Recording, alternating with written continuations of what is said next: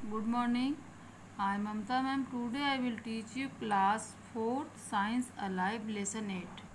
Hello students. Lesson 8 Animals and their habitats.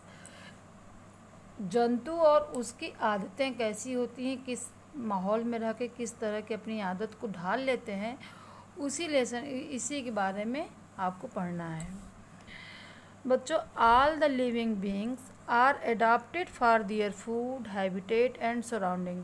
हर एक जीव जंतु अपने आप को खाने के लिए, अपने आवास और अपने चारों तरफ अपनी आदत के लिए अपने आप को उसके हिसाब से बना लेते हैं, उनके हिसाब से अनुकूलन कर लेते हैं, उनके अपने हिसाब से ढाल लेते हैं.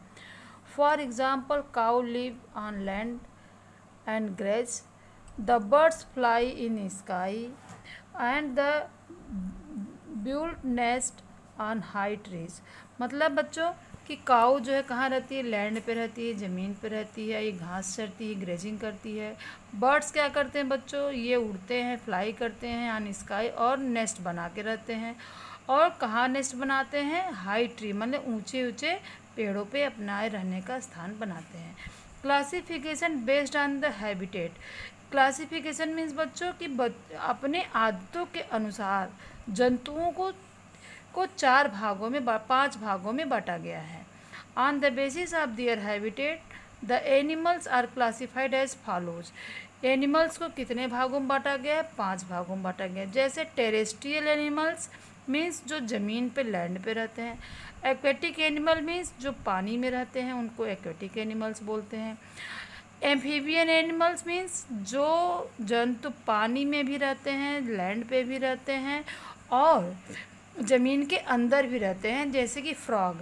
तो ये एम्फीबियंस एनिमल्स कहे जाते हैं. एरियल एनिमल्स जो कि आकाश में उड़ते हैं उसको हम एरियल एनिमल्स बोलते हैं. और एबोरियल एनिमल्स जो कि पेड़ पौधे पे अपना रहने का वास स्थान बनाते हैं.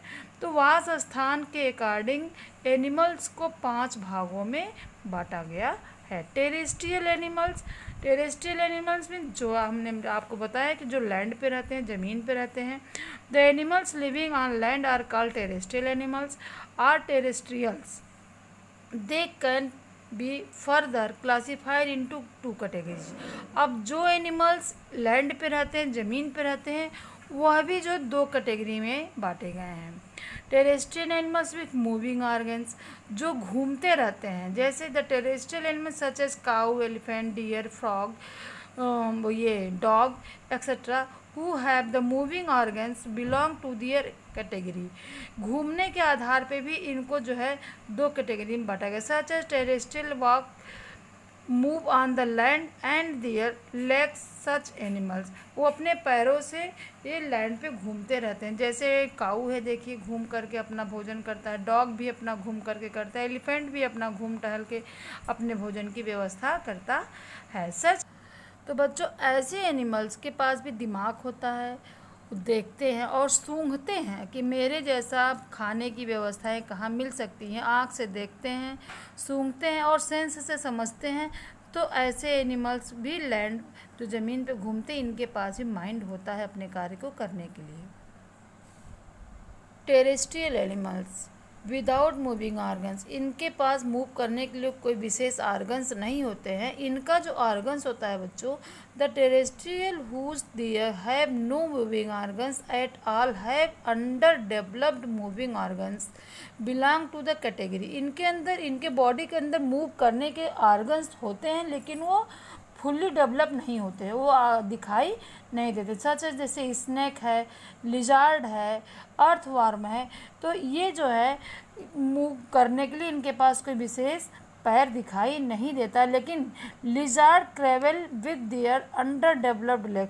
लेकिन लिजार्ड जो है अपना जो अंडर डेवलप्ड इनका लेग्स है, इसी से ये एक जगह से दूसरी जगह जाते हैं. थैंक यू बच्चों. इसके आगे मैं कल पढ़ाऊँगी.